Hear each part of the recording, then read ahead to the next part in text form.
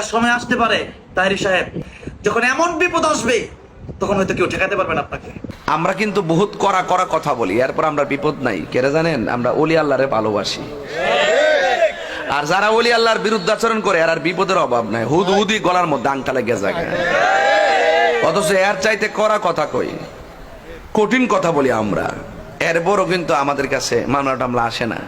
আপনি কি চিন্তা করলেন না যে আল্লাহ রাসূল সাল্লাল্লাহু আলাইহি সাল্লাম তিনি জেল খেটেছেন, তিনি কেন জেল খাটলেন? এই মাহফিলে গিয়ে মিষ্টি মিষ্টি কথা বললে আসলে কিছুই হয় না। মিষ্টি মিষ্টি কথা বললে সবার সাথে তাল মিলায় কথা বললে কিছুই হয় না, মামলা আসে না, হামলা আসে না। এটাই বাস্তব কথা। যারা সত্য কথা বলেছে কয়জন ঠিক থাকতে পেরেছে? তাহেরি সাহেব, আপনাকে ব্যক্তিগতভাবে আমার সাথে যখন আপনার ফোনে কথা হয়েছিল তখন থেকে আপনার ব্যবহার, আপনার কথাবার্তা শুনে আমার কাছে ভালো লেগেছে। বাকি আপনি যে কথাটা বলেছেন এই বক্তব্যে, এটা আমার কাছে সত্যিই ভালো লাগেনি।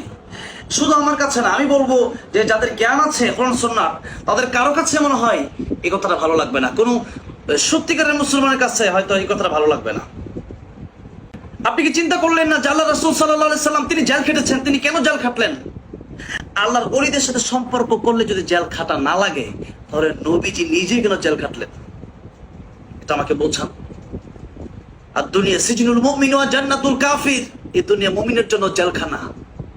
আমি তো বলি যে আজকে যিনি বের হয়েছেন জেল থেকে, উনি তো ছোট্ট কয়েদখানা থেকে বের হয়ে বড় কয়েদখানায় ঢুকেছেন, অর্থাৎ এটা অনেক বড় কিন্তু এটা ছোট, এতটুকুই পার্থক্য মনে করি আমি। এই দুনিয়াটা পুরোটাই তো জেলখানা। এখন আপনি যদি বলেন যে আমাদের কাছে বিপদ আসে না, বিপদ আসে না, বিপদ আসে না, বিপদ তো মুমিনের বেশি আসে। ফেরাউনের কয়দিন বিপদ এসেছে, নমরুদের কয়দিন বিপদ এসেছে, কারুনের কয়দিন বিপদ এসেছে। যখন এসেছে তখন এমন বিপদ এসেছে সেই বিপদ কেউ ঠেকাতে পারে নাই।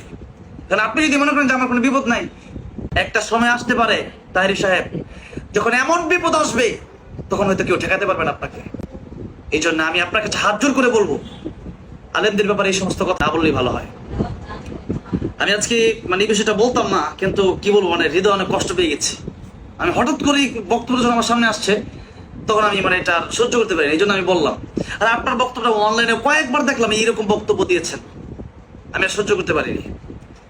যদি কষ্ট পেয়ে থাকেন এর জন্য আসলে আমি ক্ষমা প্রার্থী। আমি এই জন্যই বললাম যে একজন মুমিন সে আরামে আরামে ঘুরবে, এটা হতে পারে না। যেখানে নবী রাসূলগণ কষ্ট করেছেন, যেখানে ইমামগণ কষ্ট করেছেন, প্রায় নবীগণ জেল খেটেছেন, প্রায় ইমামগণ জেল খেটেছেন, প্রায় আল্লাহর ওলিগণই জেল খেটেছেন, তাহলে আল্লাহর ওলিরা যদি জেল খেটে থাকেন, ইমাম আবু হানিফা রাহমাতুল্লাহি আলাইহি আল্লাহর ওলি ছিল না? ইমাম বুখারী রাহমাতুল্লাহি আলাইহি আল্লাহর ওলি ছিল না? ইমাম আহমদ ইবনে হাম্বল রাহমাতুল্লাহি আলাইহি আল্লাহর ওলি ছিল না? তারা তো আল্লাহর ওলি ছিল। এরপরও তারা বছরকে বছর জেল খাটলো কেন? কেন জেল খাটলো বলেন? একটাই কারণ, ইসলামের কথা বলেছে। যারা ইসলামের কথা বলবে, যারা হক কথা বলবে, সত্যের কথা বলবে, এদের জেল খাটতে হবে। এরা শান্তিতে থাকতে পারবে না। এখন আপনিও বলেন, আজকে থেকে আপনিও বলেন, সুদখোর, ঘুষখোর, রাহাজানি, চুরি, ডাকাতির বিরুদ্ধে আপনি বলেন, দেখেন আপনি কয়দিন ঠিক থাকতে পারেন। সত্য কথা বলতে কি, মাহফিলে গিয়ে মিষ্টি মিষ্টি কথা বললে আসলে কিছুই হয় না। মিষ্টি মিষ্টি কথা বললে সবার সাথে তাল মিলায় কথা বললে কিছুই হয় না, মামলা আসে না, হামলা আসে না। এটাই বাস্তব কথা। যারা সত্য কথা বলেছে কয়জন ঠিক থাকতে পেরেছে? এই জন্য আমার কথা হচ্ছে, যারা সত্য কথা বলে এরা কষ্ট থাকে, এরা জেল খাটে, এরা কষ্ট করে। এটা আমি মনে করি যে এটা আল্লাহ রাসূল সাল্লাল্লাহু আলাইহি সাল্লামের বড় একটা সুন্নাহ। এই জন্য এই ব্যাপারগুলো আপনারা যদি এরকম বলেন স্টেজে, মঞ্চে বসে, তাহলে কিন্তু এই ব্যাপারটা আসলে খুবই কেমন দেখা যায়, আপনারাই বলেন, কি বলবো।